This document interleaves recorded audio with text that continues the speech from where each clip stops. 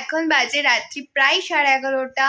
আমি অনেক দিন পর একটা ব্লগ করছি, বিকজ এতদিন আমি ছিলাম দিদির বাড়িতে। তারপর আমাদের হোম টাউনে গেছিলাম।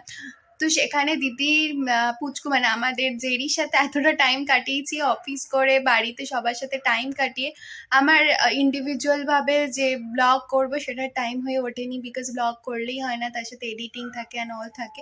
আমি যতটুকু যা জানি তাতে আমার অনেকটাই টাইম লাগে, আর ব্লগের ক্লিপগুলো ছোট ছোট করে নিতে হয়, তো ওইভাবে আমার সময় হয়ে ওঠেনি।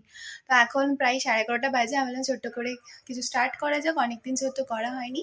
তো তোমাদের যেটা শেয়ার করবো এটা হচ্ছে নেল পলিশ জুডিওর। ঠিক আছে, আমার হাতের নখগুলো খুব একটা বড় না, রিসেন্টলি কেটে ফেলেছি। তো জুডিওর এই নেল পলিশ তোমরা চাইলে কিনতে পারো, খুব ভালো লং লাস্টিং করে। ভাই আমাকে বার্থডে গিফট করেছিল, 200 চারটে নিয়েছিল। ঠিক আছে, একটা প্যাকেজে থাকে, তো আমি দেখাই তোমাদের, চলো। এখানে কালার্সগুলো আছে দেখো।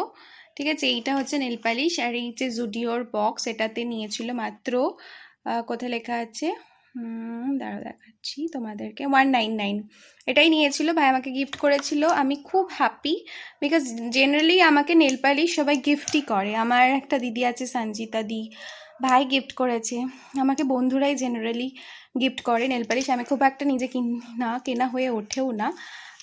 তো এই নেল পালিশগুলোর কালারগুলো যেমন অসাধারণ, যখন এইটা আমি ফার্স্ট ট্রাই করলাম এই কালারটা, ঠিক আছে, আর এটাও ট্রাই করা হয়ে গেছে, এটাও ট্রাই করেছি, এটাও করেছি। তো আজকে এটা ফার্স্ট ট্রাই করলাম, এইটা ফার্স্ট ট্রাই করেছি, এটা পায়ে পড়েছি, আর এই দুটো তো খুবই ভালো। তোমরা, আমি জুডিওর কোনো প্রমোশন করছি না, বাট জুডিওর প্রোডাক্ট যেমন ক্লথস বলো বা যে কোনো কিছু আমার ভীষণ ভালো লাগে, রিজনেবল প্রাইস। তো তোমরা চাইলে এটা বাই করতে পারো, ডেফিনেটলি তোমাদেরও ভালো লাগবে। হ্যালো সবাইকে, গুড মর্নিং। আজকে হচ্ছে শিবরাত্রি। শিবরাত্রি অনেকে পালন করেছে ফ্রাইডেতে, আর অনেকে পালন করেছে স্যাটারডেতে। তো যেহেতু ফ্রাইডে 8টা থেকে লেগেছিল, তো সেই জন্য আমি শিবরাত্রি, স্যাটারডে ছিল 3টে কত অবধি, if I am not wrong, তো সেখানে আমি স্যাটারডেই করছি।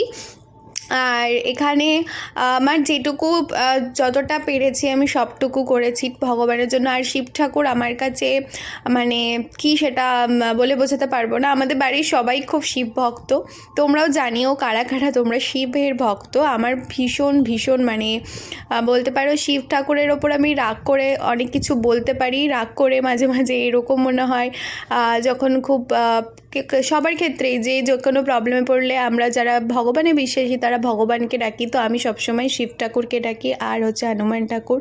তো শিব ঠাকুরকে রেগে আমি যা খুশি করতে পারি, যা খুশি ভালোবেসেও যা খুশি করতে পারি, মানে আমার কাছে কখনোই মনে হয় না যে শিব ঠাকুর মানে আমি কিছু বলতে পারবো না বা খুব পোলাইটলি বিহেভ করি, এরকম না। আমার রাগ হলে কিন্তু আমি যা তা কথা বলি, তাই বলে অবভিয়াসলি এরকম না বাজে কথা, বাট আমি বলি কেন এরকম করছো তুমি, এরা কেন হচ্ছে, মানে ইটস লাইক আমি মনে করি যে আমার ফ্যামিলি মেম্বারের সাথে যেরকমভাবে আমি ট্রিট করি, আমি শিব ঠাকুরকেও সেইভাবেই ট্রিট করি। আর আমার জানি না কেন মনে হয় আমি যতবারই ভগবানকে যেভাবে ডেকেছি, ভগবান আমার সমস্ত সময় পাশে থেকেছে। হয়তো সেটা লেটে আমি বুঝেছি যে আমার পাশে ছিল, বাট অ্যাট দ্য মুভমেন্ট হয়তো আমার মনে হচ্ছে না, সাথে নেই।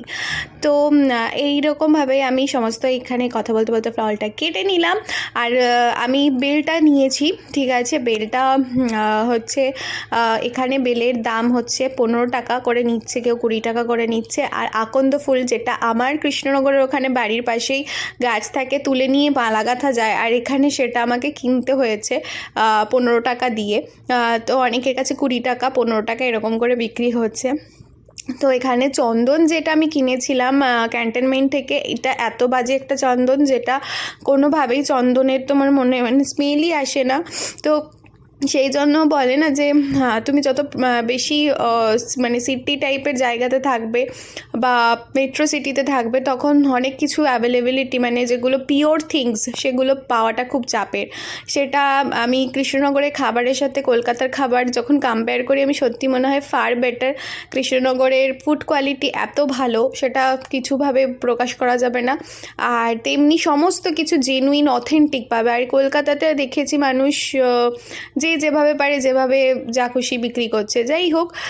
তো এখানে হচ্ছে আমার রেডি, ভগবানকে এখন আমি পুজো করব, শিব ঠাকুরকে। তো সত্যি বলতে শিব ঠাকুরকে আমার যতটা মনে হয়েছে সেইভাবে আমি চেষ্টা করেছি। আর আমার খুব ভালো লাগছে যে মানে এইভাবে দিচ্ছে। আর এই পুজোটা করার পর না একটা আলাদাই ফিলিং হয়, মানে যে কোনো পুজো করার পরই আলাদা ফিলিং হয়, বাট কোনো কিছু বেশ তুমি যদি ভালোবেসে করো, নিষ্ঠার সাথে করো, তারপরে তোমার দেখবে একটা আলাদা শান্তি লাগবে।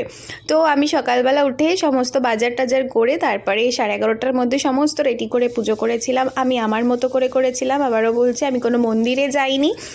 মন্দিরে আজকে যথেষ্ট ভিড় ছিল। আর আমার এখানে দুটো শিব ঠাকুর, একটা শিব ঠাকুর হচ্ছে পারদ শিবলিঙ্গ বলে, যেটা তোমরা দেখছো সিলভার কালারের, আর একটা হচ্ছে ব্ল্যাক, এটা হচ্ছে পাথরের।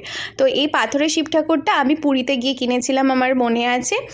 কারণ আমার যেখানে আমি থাকি ফ্ল্যাটে রেন্টে, সেখানে না শিব ঠাকুর আমার জাস্ট একটা ফটো ফ্রেম ছিল। তারপরে আমাদের বাড়িতে যেহেতু আমি ছোটোবেলা থেকে শিব ঠাকুরকে জল ঢালতাম, তো সামহাও আমার মনে হতো সেটা আমি মিস করছি। তো সেই জন্য পুরীতে যখন আমি গেছিলাম 2 বছর আগে একবার, তখন গিয়ে আমি এই শিব ঠাকুরটাকে কিনে নিয়ে এসেছিলাম।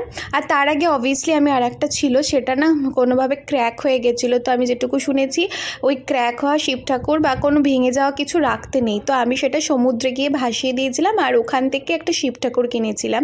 কিন্তু জানো না, আমার একটা জিনিস খুব অদ্ভুত লেগেছে। আমি যে শিব ঠাকুরটাকে সমুদ্রে ভাসিয়ে দিয়েছিলাম, তারপর যখন আমি ডাব খাচ্ছিলাম, মানে আমি স্নান করে উঠে এসে ডাব খাচ্ছি, অ্যাট দ্য মুমেন্ট আমি দেখি একটা কাকিমার হাতে ওই শিব ঠাকুরটা, মানে আমার শিব ঠাকুরটা। তো বলে না যে যেভাবে নেয়, তার কাছে কিন্তু ওটা মনে হয়েছে যে আমি পেয়েছি, মানে পুরীর এখানে এসে আমি শিব ঠাকুর পেয়েছি। আর আমার কাছে মনে হয়েছিল যে এইরকমভাবে শিব ঠাকুর রাখবো না। তো যার যার কাছে যেভাবে ভগবান পাওয়া।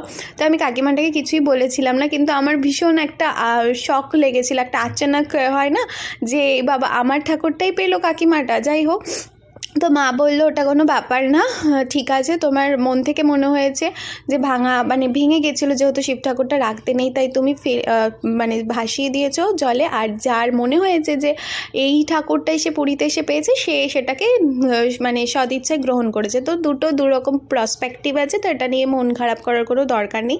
বাট তার আগে আমি একটু ভাবছিলাম যে আমি এনাকে ভাসিয়ে দিলাম, এটা কি খারাপ করলাম, অনেক কিছু ভেবেছিলাম। তো এই বলতে বলতে আমার পুজো অলমোস্ট ডান, ঠিক আছে। আমার মানে হয়ে গেল পুজো। এখন হচ্ছে আমি রান্না করতে যাব। আর সেকেন্ড থিং হচ্ছে, তোমাদের সাথে ব্লগটা আমি অনেক দিন পর শেয়ার করছি। মানে এই ব্লগটা আমি অনেক দিন পর এরকম একটা ডেইলি ব্লগ করলাম। তোমাদের যদি আমার ব্লগ দেখতে ভালো লাগে, লাইক শেয়ার সাবস্ক্রাইব করতে একদম ভুলো না। আবারও দেখা হচ্ছে অন্য একটা ব্লগ নিয়ে। ততক্ষণ পর্যন্ত সুস্থ থেকো, ভালো থেকো, আর আমার ব্লগগুলোকে এইভাবেই ভালোবেসে যেও। টাটা।